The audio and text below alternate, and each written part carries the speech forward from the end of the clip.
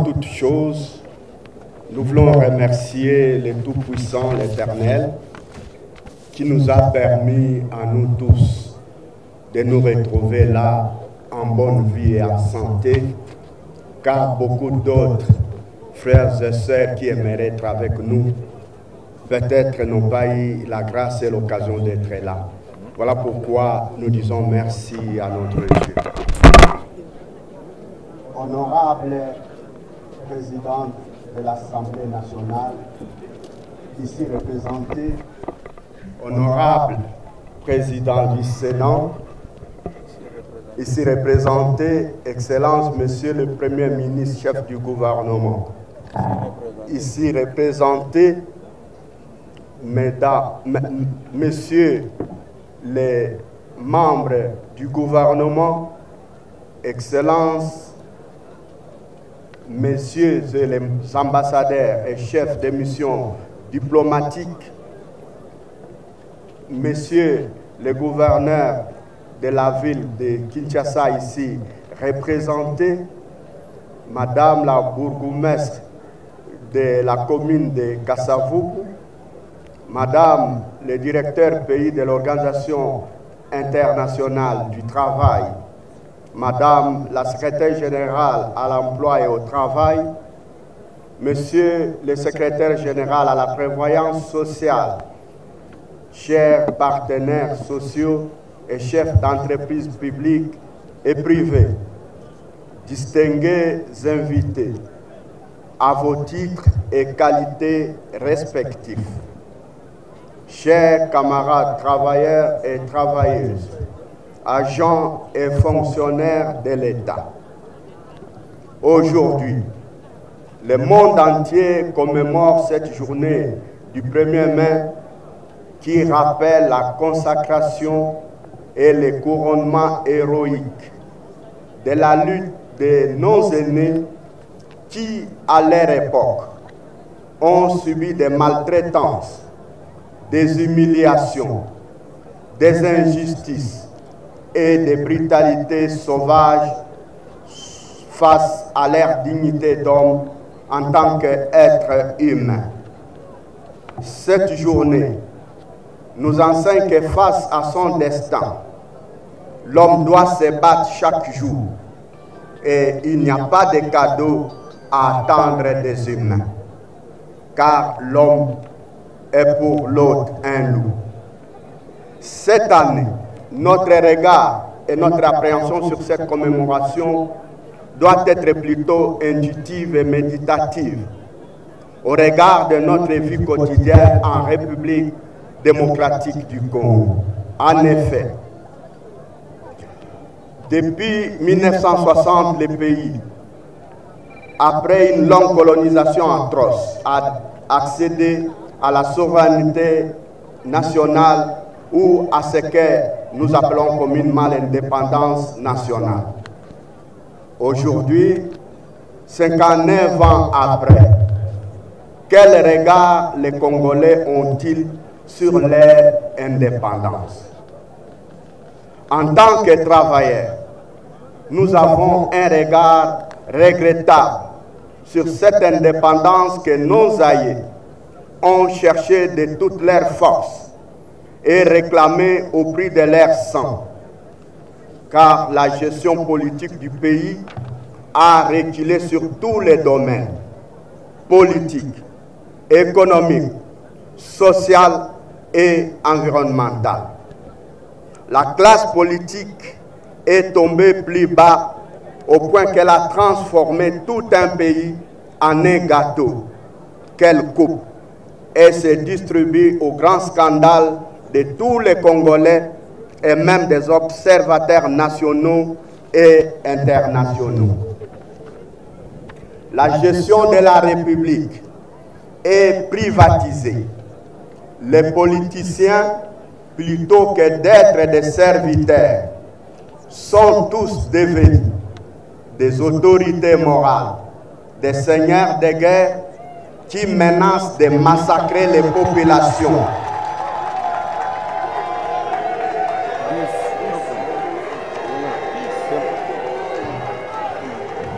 Nous disions les politiciens, plutôt que d'être des serviteurs du peuple, sont devenus des autorités morales, des seigneurs de guerre, qui menacent de massacrer les populations par des rébellions à la moindre divergence politique entre eux. Les entreprises publiques sont devenues des vases laitières, des partis politiques où l'on ponctionne jour et nuit pour s'alimenter et pour corrompre sans la moindre sanction.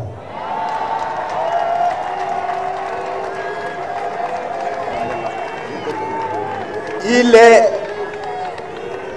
est à se demander si la politique au Congo est la même que celle qui est pratiquée en Belgique, en France, en Allemagne, aux États-Unis ou dans d'autres pays, au point que le Congo n'est plus seulement un scandale géologique, mais aussi un scandale de politiciens qui sont prêts à vendre leur pays au plus offrant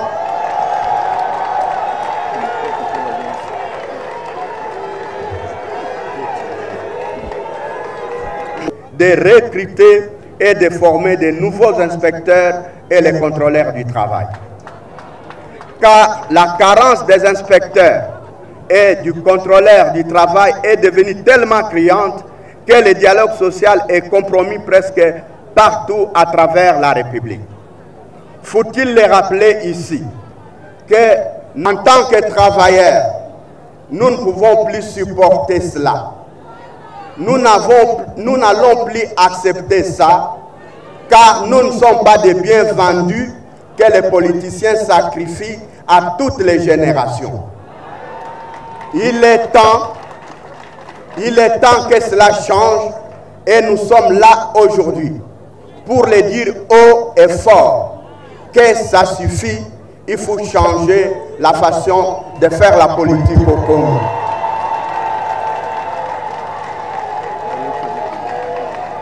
La situation sociale des travailleurs en RDC est devenue insupportable au point où travailler dans certaines entreprises est proche de l'esclavage, si pas de l'enfer. Il est pratiquement impossible à un travailleur ou un fonctionnaire congolais de nouer les 2 bouts du mois avec son salaire. Pourtant, les richesses sont produites, les impôts et les taxes sont payés, mais les policiers, les militaires et les personnes qui doivent être prises en charge par l'État sont voués à une vie de mendicité et d'humiliation. Au niveau de l'appareil de l'État et des institutions, il est inconcevable que des pères et mères de famille soient soumis à toute une carrière sous les appellations honteuses des nouvelles unités, des sans matricules pendant 5, 10, 15 ou 20 ans, comme si ceux qui devaient régulariser leur situation ne sont pas encore là sur la terre. Boulonner toutes les antivaleurs et les systèmes de corruption érigés en mode de vie et de gestion. Répétez. Attendez qu'il termine, applaudit.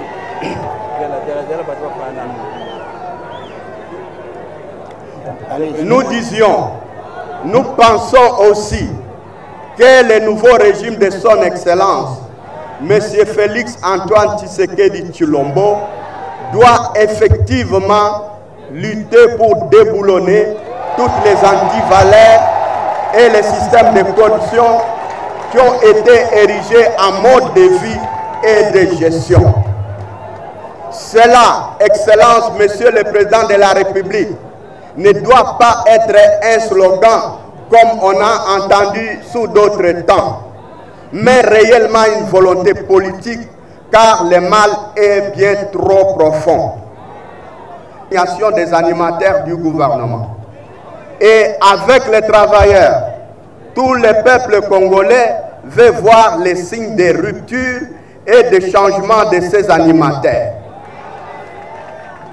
de grâce, Monsieur le Président de la République, ne décevez pas les travailleurs, ne décevez pas le peuple congolais. Sur les chapitres social et économique, nous soulignons des faits qui animent la grogne sociale ces derniers mois, à savoir le phénomène de la sous-traitance et la non-application du salaire minimum interprofessionnel garanti SMIC en Syrie. 1. Concernant le phénomène de la sous-traitance, les travailleurs représentés par l'Intersyndicale nationale du Congo interpellent le gouvernement, notamment son Excellence, Monsieur le ministre d'État, ministre de l'Emploi,